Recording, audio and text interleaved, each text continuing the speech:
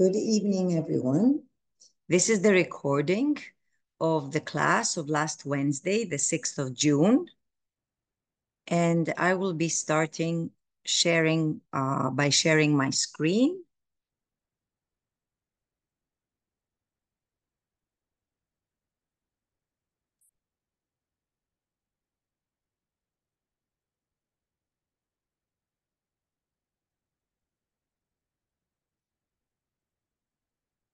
So we will be continuing.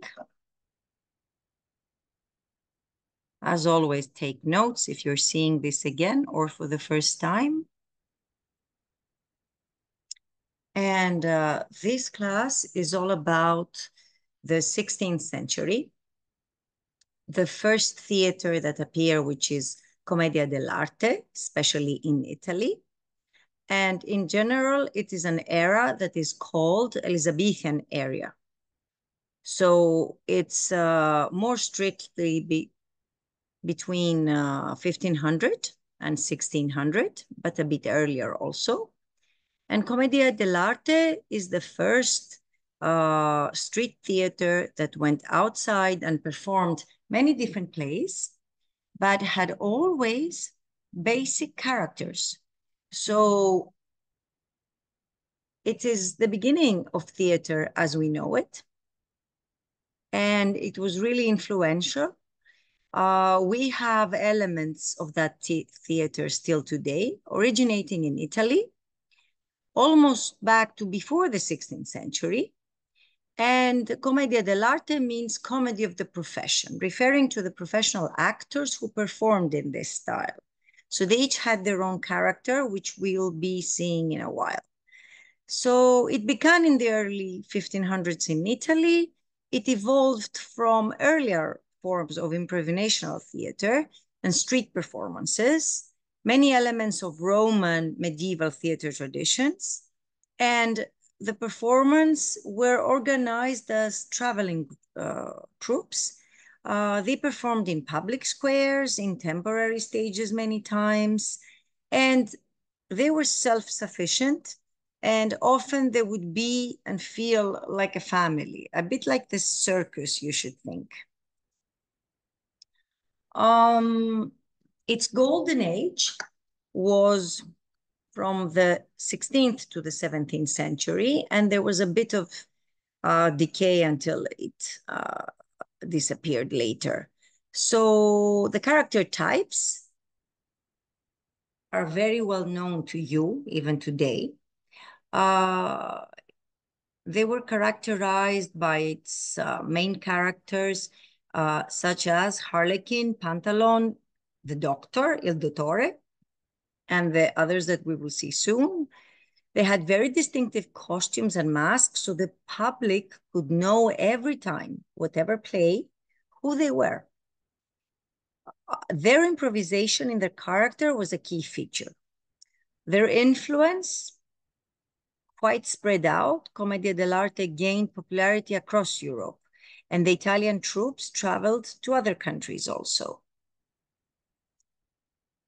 So here we will be seeing the characters again many times. So here we have Pantalone, the Doctor, Harlequin, which is the well-known character, as you know, Brighella, Lelio, Pierrot, and Pulcinella Colombina, which is the other half Harlequin, the Captain, and Scaramouche.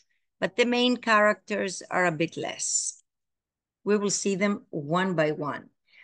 Historically, in the 18th century, a bit later, there was a decline. As theater became more professional, there were more stable stages, then the way Commedia was performed was not in fashion, let's say, anymore. So we had more scripted plays, we had opera, music, so people preferred something more structured. They were absorbed in other theater forms. They survive until today, especially characters like Harlequin, and you've seen them in many other plays also. Its legacy and revival, though, is still here with us. So the influence of commedia persisted in theater, in literature, performing art. Its archetypes and techniques are evident in modern comedy, pantomime, clowning. These are forms yet I'm sure you've seen.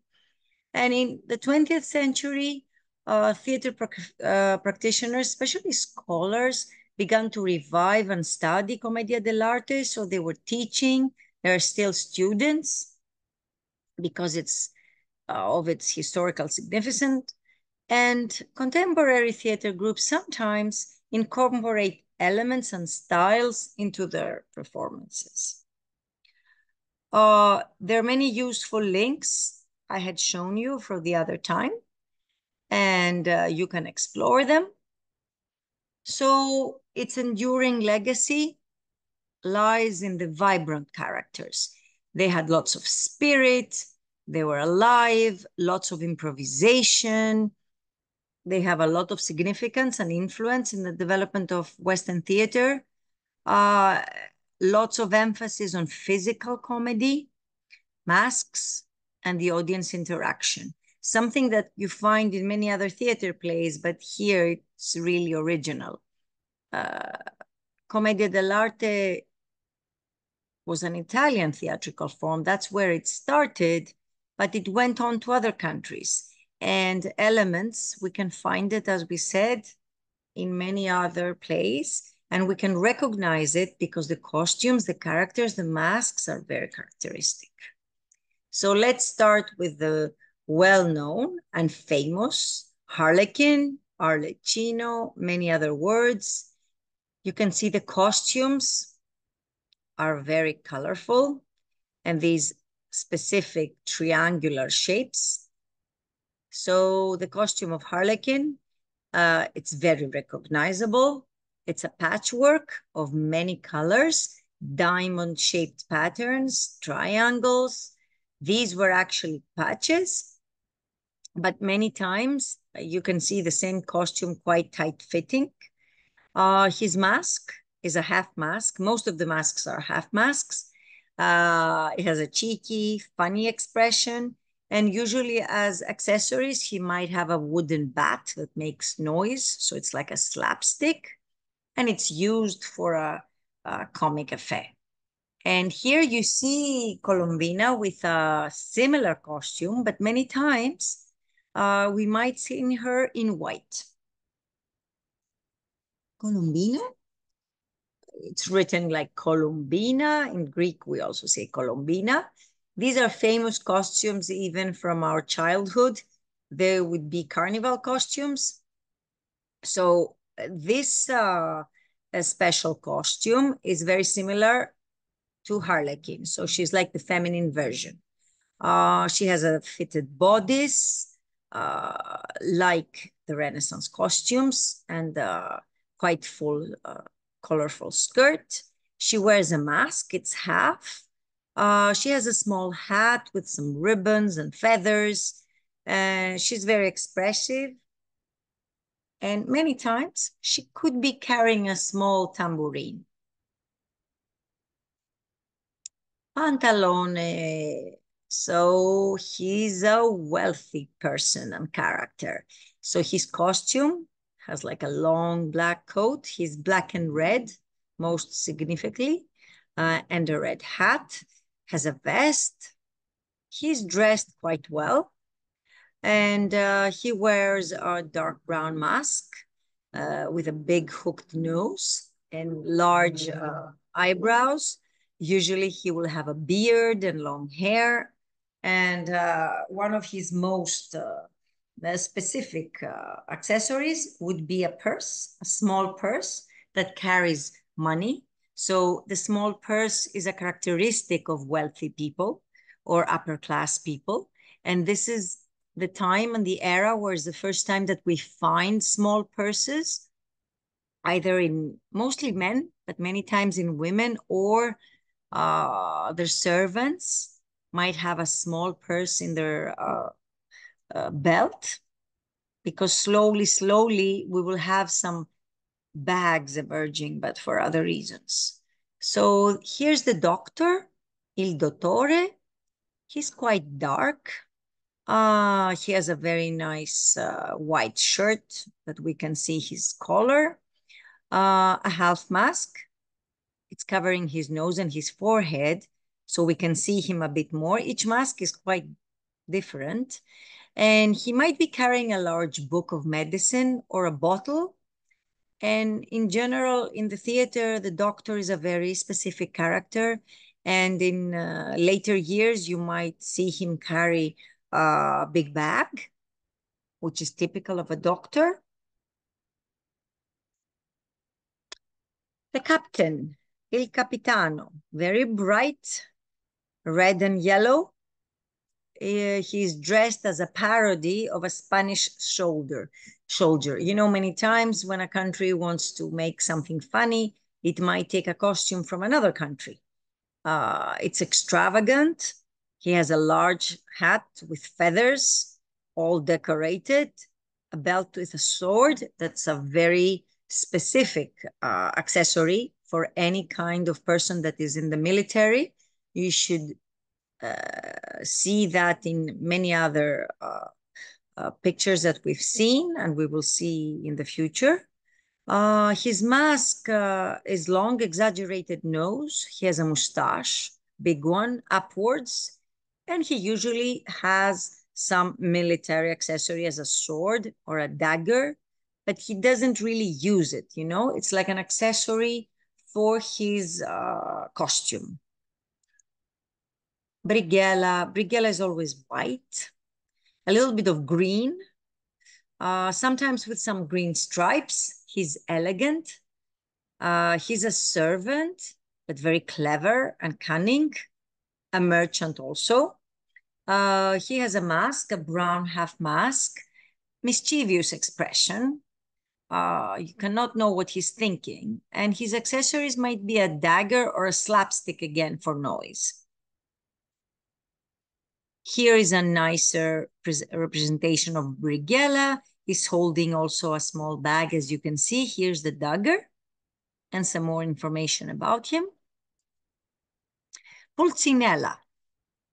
It's typically white also. This cone hat is very typical.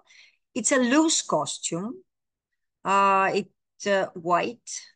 It's quite, it's falling around the body. The mask is black, has a belt, of course, and some funny accessories. It could be a stick, could be a sausage. And you can see the character here among a place where he would be eating and drinking. So the lovers. The lovers, you will see many images of the lovers if you search for them. Their fashion is a bit of later fashion. They could be Isabella and Flavio. They're most fashionable, elegant, and they're more wealthy. So this is clearly seen.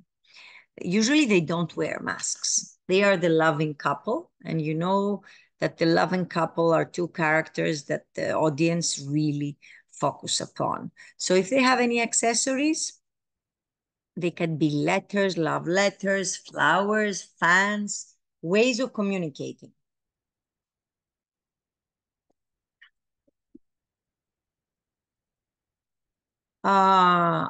There's many nice drawings about Commedia. This is very airy. It feels like a carnival costumes. Here are again the characters, if you see them one by one, with smaller elements, but they are recognizable. The red coat here, a bit of some triangles here. Nice postcards, nice pictures of older performances, a good link here to explore. Many times when you research, it's not only that you're asking for era paintings, you might be asking for old postcards, you might be asking of theater. Here you can see how theater used to be at the beginning. So look at all the stage design. Even though there is some idea of space, of the walls, what you can see, actually, they're all painted. So it's all fake. It's all paintings. It's not real furniture. Maybe the table and the chair here. There's a lot of information here about physical comedy, clowning, the legacy of clowning, Arlecchino's physical agility, slapstick noise, humor, acrobatic skills. I did mention a bit before, has elements of circus inside, a lot of pantomime. If you think also like the silent films or Charlie Chaplin that we've mentioned before, these are quite physical comedians. Arlecchino's distinctive costume and mask, I'm sure it's something you've all seen. His costume has become iconic. It appears in visual arts and in popular culture. They're everywhere. We're going to see some images of contemporary fashion that have used his elements. But as we said before, the whole idea of commedia dell'arte, the movement, the acting, the costumes, is back in education. So that is a way how we have revived things. There's festivals, workshops, cultural festivals. If you search, I'm sure you'll find endless images. So here, another more contemporary painting, very nice in color, about the characters of Commedia. And then another aspect, another pool of search for us that we are interested in costumes is fashion. Because fashion designers, and the most talented of them, they will always research, they will be inspired by paintings, they will have specific concepts in all their fashion shows, and here it's very clear. So if you go in this link and see this Armani, a specific haute couture presentations, you will see how he's influenced by Arlecchino, specifically the triangular diamond shapes or the triangles. The colors are a bit different, a bit more elegant, but they're so characteristic. And not only that, their hairdos, their little hats here, their wonderful colors have a lot of elements from the actual Arlecchino. And specifically this painting, you can see Arlecchino. He's back here hiding. So this is the white costume. But you see how it's always here also. You can connect it with this one. So if you're coming from fashion, you already know. If not, researching fashion designers, 19th, 20th century, 21st, till now, is very important. So, same era, Commedia dell'arte in Italy, Elizabethan theater, 16th century, the century of Shakespeare is here. Many plays, some of you might have heard, some not, but here the research is endless. So we are showing in this class mostly characteristic elements of Shakespearean plays, and at the same time, the elements of the costumes in that era. So number one, and if we're thinking about this century, we need to think about the color. So this is the Elizabethan color of Renaissance. It's in all the paintings, all the images, all the plays. Even if we have a contemporary play today, we will not leave this color out. I think we designers really love it. You can make it in many ways. This is quite traditional, I would say. But then, if this and these costumes seem more traditional to you, the makeup isn't. And as this is the taming of the shrew, she's the shrew. And you need to note here that she's dressed not only in bright, strange colors, but also as a man. So we can clearly see she's a woman, very unconventional in this play. But she is a woman. Every character of Shakespeare, every play of Shakespeare, there's a lot of material you can find describing it. Let's move on. So this is the link about this play for more information. And by chance, I'm still in these green, yellow colors. And here is the Tempest. So the Tempest is one of Shakespeare's well-known characters and plays sorry. It's a tempest in an island. So there is a king, he's a magician, he has been in exile in an island, and there he goes with his young daughter Miranda. So main characters is Prospero, Miranda, and a boat of English people. Almost they drown, but they go out in this island. So there is love as always. So here we will see images from various tempests and more modern, more classic, and the main characters of this play. So here we have Miranda, most in contemporary clothes. She's wearing shorts here. This is the love she will find, and he's totally dressed in modern clothing. But here, even if I didn't tell you, we have a spirit. So it's more airy, it's a costume. We can't see it very well, but I'm sure it's from somewhere else. It's the spirit of the island and the actual servant and helper of the King Prospero. Another representation. Here it's clearly in an indoor space, and you can see the king, totally different costumes, inspired by Rome and Egypt.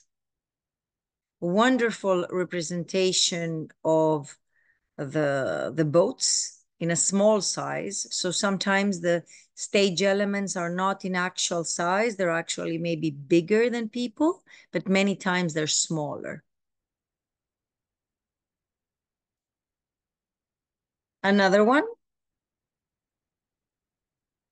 totally different, more simple, more classic of the era. Here's another very famous play, Midsummer's Night Dream. It's in the middle of the summer. It's very hot. So until now, you were seeing scenes in the sea, and all the stage, the colors, I'm going back, look at the colors. They're all blue and dark. Whereas here, we're in the summer, it's quite hot. Even it could be everything is going on at night, but they want to show this heat. So we here have lots of mischieving incidents, and another spirit quite changes one person into a donkey. And this is a wonderful mask of the donkey also. We can also see the actor, but we see the donkey. There we are. Middle of the night, more blue again. Here is an image where you can see very clearly stage, costume, lighting, and you need to put some thought here. How is everything lightened up to be gold and white? And the characters that quite disappear, that are darker, they're part of the whole lighting process. And in this play, we have the Queen of the Forest and the Queen of the Spirits, which is Titania. And you might find many images. Sometimes she's young and crazy. Sometimes she's older. She's been performed really by very good actresses. Another Prospero here. It should be with the others. And his spirit, Ariel. and the boat that probably came out the shore. We can't even know in contemporary plays. I would say, I haven't researched, but I would say these woods here are real, but the whole thing might be just a cyclorama and just projections. They don't even need anymore to have the real sea or the real rivers here. He's more classic, as of a person thrown out in an island, so there's no fashion of his era here. Oh, Kenneth Branagh. I hope you know Kenneth Branagh. He's a major chapter. Okay, we have music today. We had works the other day, now we have music.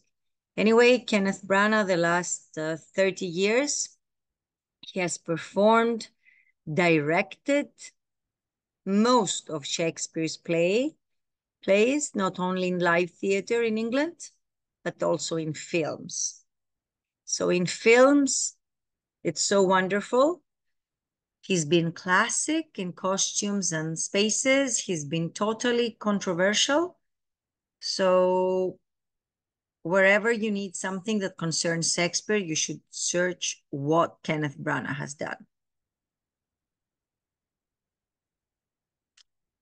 One of his plays, always very well-known actors and actresses, Much Ado About Nothing, one of his well-known comedies, of Shakespeare's comedies. And it's all set. There's always a new concept for Kenneth Branagh. And even though he tries to make the films in the real spaces the plays actually describe, and his language and the texts are totally original Shakespearean language. And at the same time, this is amazing for him, he performs and presents as if he's in a theater. And this is quite clear if you've seen any of his films. So he's in Italy. I think he's in Tuscany. And they are a bit of an era, not exactly Renaissance. The costumes, here it's more clear. So the costumes are military. They are about beginning 19th century. He always sets different concepts for his films. So what we are doing, we're talking about Shakespeare plays. We see how it could be classic, but how it could be in a totally different era and concept. As You Like It, another famous play, totally set in a Japanese environment. And as you see the colors here, the main concept is the flowers. There we are. So flowers in the background, the costumes are Japanese, wonderful colors, totally different culture. So a Shakespearean play with a bit of elements many times of contemporary England and Japan. There we are. And also here, we've seen it a bit in History of Costume. Again, it is a bit Victorian era. Many times I'll just say, and you remember, let's say Mary Poppins era. That's a film that I hope you have seen. There we are. And of course, the soldier here, they're totally Japanese. It's very clear. It's symbolic. This is something that any of you, if you see it, if you don't know many things different, you would say, okay, these are soldiers.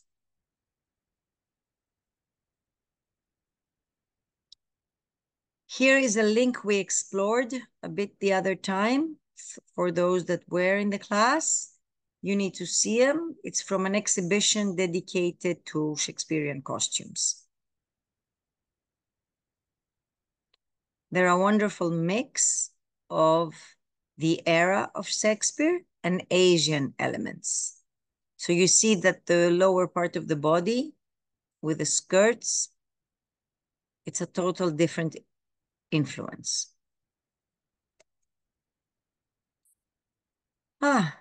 This is totally elsewhere also. So as I say on the title, this is Elizabeth as Marie Antoinette. So there's elements of Renaissance, and then there's elements of costumes from another queen, Marie Antoinette, who is about 200 years later than Elizabeth. It's very colorful. So with these many colorfuls, you must think and you must feel that it's a comedy. Couldn't be elsewhere. And the designer actually focused a lot on the wigs. So the wigs were much more simple in the 16th century and much, much grander in the 18th century, 2 centuries later.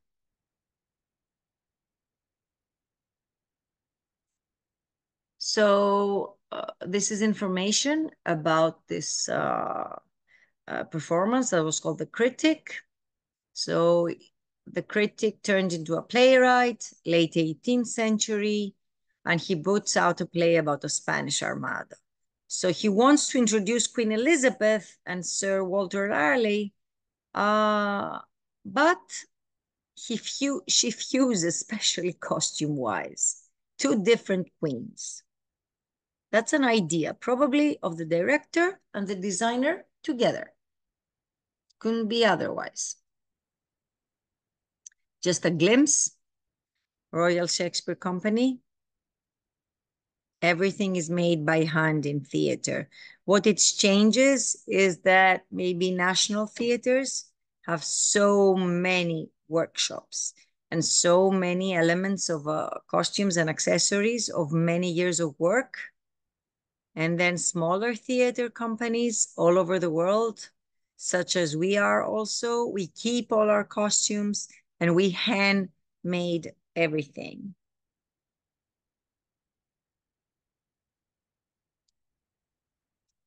So this is part of the same exhibition before. You will explore the costumes.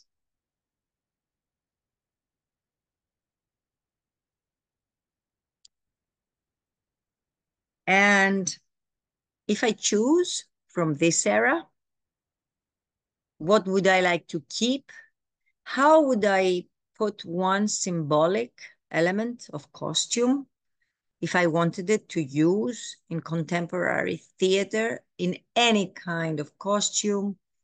If I put such a color, or if I devise a white color like this, we will know it is 16th century. So from each century of history of costume and fashion, we have elements that are still used today. Because, many times still maybe a national theater might revive a whole era. But as things are moving so fast in technology world, in the outside world, worldwide, how can a theater just have something that is too classic? Audience is live, and the idea of a play should be more contemporary. So here is an element that is mostly explored, and you need to explore it also. So here is more information. It's for you to read, extra information about the Elizabethan theater. It's called, of course, because of Queen Elizabeth I. And at the same time, we have one of our most iconic and important writers, which is William Shakespeare. He's been still performed, he's been still explored, and the texts are amazing. The same thing as ancient Greek tragedies and comedies, and other plays from many places and eras, Roman theater also.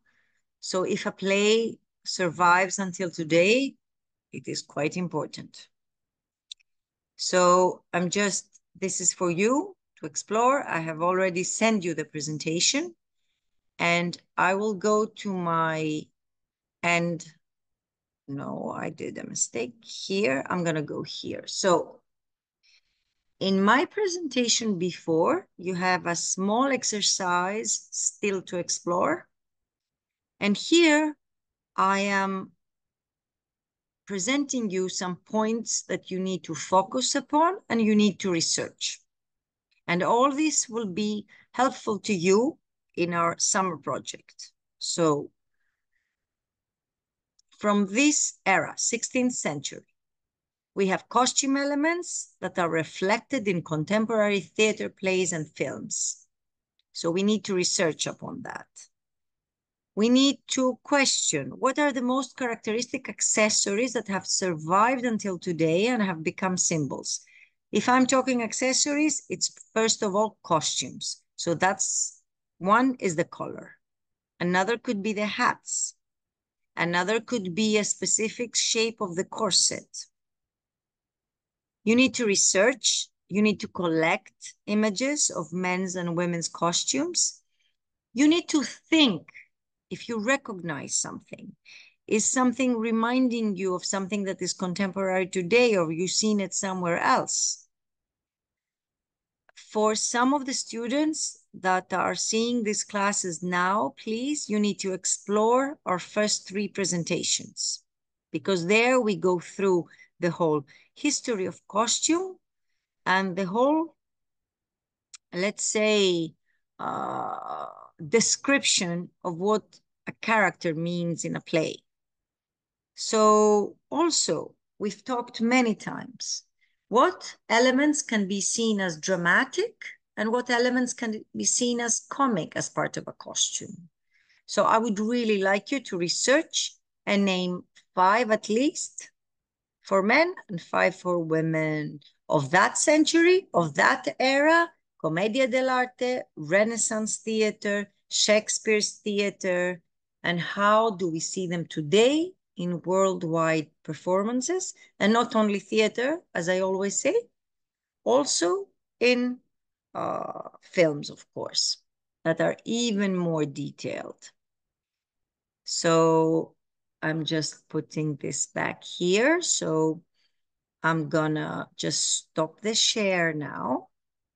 And please, any questions you have also the presentation. You can contact me by email also. Thank you and have a good night.